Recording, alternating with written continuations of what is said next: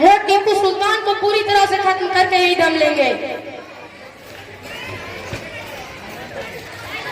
Sir एक खुशखबरी है। चौथे मैसूर युद्ध के निजाम के सिपाहियों की मदद से हमने एक बहुत बड़ी सफलता पाई है। साफ साफ कहो। सर टीपू सुल्तान मारा गया। वाह क्या खबर दी है, इसका मतलब हमने आधा हिंदुस्तान जीत लिया। अब जश्न मनाना चाहिए। नहीं, हम शौक दिखाएंगे। हालांकि टीपू सुल्तान की मौत हमारी सबसे बड़ी जीत है, लेकिन वो एक बहादुर योद्धा थे। उनके आदर और सम्मान के साथ अंतिम यात्रा की जाए और जाओ ब्रिटिश झंडे को टीपू सुल्तान की मौत के शौक में आधा झुका दो। इससे क्या होगा सर कि आपको दुख नहीं है? नहीं, मैं समझ गया। एक बहादुर सिपाही को उसका सम्मान मिलना चाहिए और लोगों को ऐसा लगे कि हम इंसाफ करने वाले शासक हैं। हा हा हा।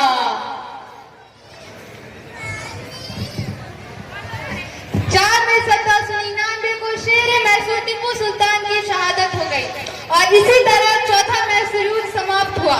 ये तो केवल शुरुआत थी। इसके बाद अंग्रेजों का जुल्म और बढ़ता गया और देश में अंग्रेजों के विरुद्ध आंदोलन और बढ़ गया।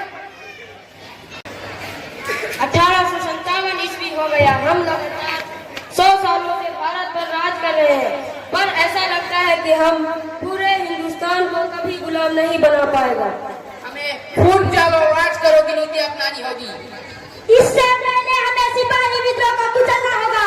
तो सोच क्या रहे हो? कुचल डालो, पकड़ो मंगल पांडे को। और यह आजादी का पहला युद्ध कर रहा बहादुर शाह जफर को रास्ते से हटाओ।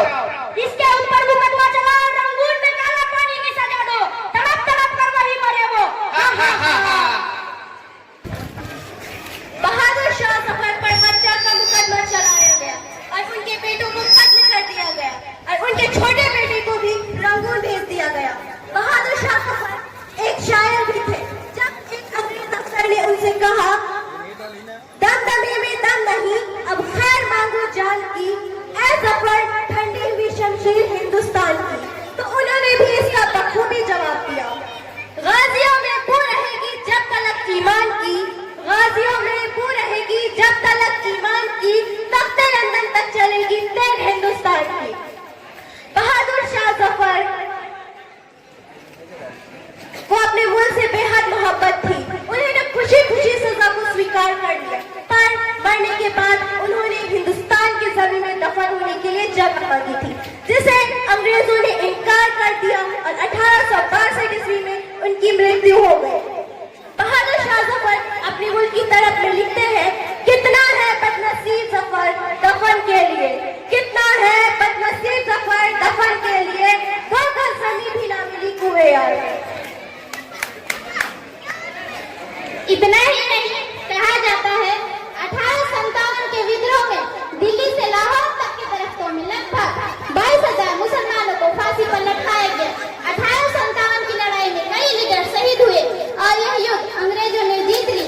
अब वह भारतवासियों पर और भी ज्यादा जुल्म करने लगे, डालो राज करो की नीति अपनाई, हिंदुओं को ऊंचे पद देने लगे, मुसलमानों को पदों से दूर रखा, फिर मुसलमानों को ऊंचे पद देने लगे, हिंदुओं को दूर रखा। इस तरह फूट डालकर देश को लूटते रहे।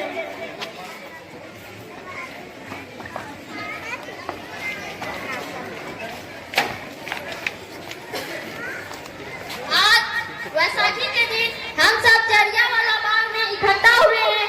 जैसा कि जानते हैं, हमें अंग्रेजों ने गुलाम बना लिया है। हम रॉलेट एक्ट के खिलाफ है। हाँ, हम रॉलेट एक्ट के खिलाफ है। हाँ, हम रॉलेट एक्ट के खिलाफ। सिपाहियों गोलियां चलाओ।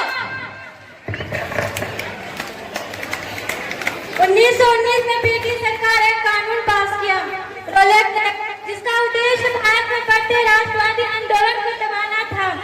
इस कानून ने ब्रिटिश सरकार को बिना वारंट के किसी भी व्यक्ति को गिरफ्तार करने का अधिकार दिया। इसी कानून के खिलाफ 13 अप्रैल 1919 को वैसाखी के दिन जलियांवाला बाग में शांतिपूर्ण प्रदर्शन चल रहे थे, जिसमें अंग्रेज अफसर जनरल डायर ने अंग्रेजों और गोरखा सिपाहियों के अंधाधुंध गोलियां चलाने का हुक्म दिया, जिसमें लाखों लोगों की मौत हो गई। वापस जाओ साइमन कमीशन, वापस जाओ साइमन कमीशन, गो बैक। इनमें लाठियां बरसाओ।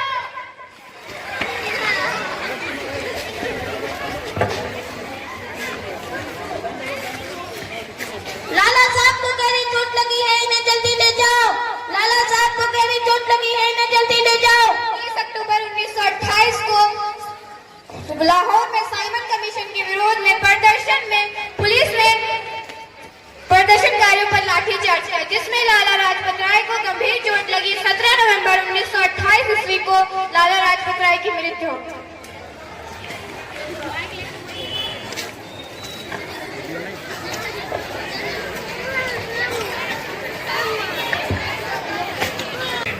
भगत सिंह, सुखदेव और राजगुरु तीनों को केंद्रीय विधानसभा में बम फेंकने के कारण फांसी की सजा सुनाई जाती है।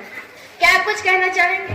इंकलाब जिंदाबाद, इंकलाब जिंदाबाद, इंकलाब जिंदाबाद।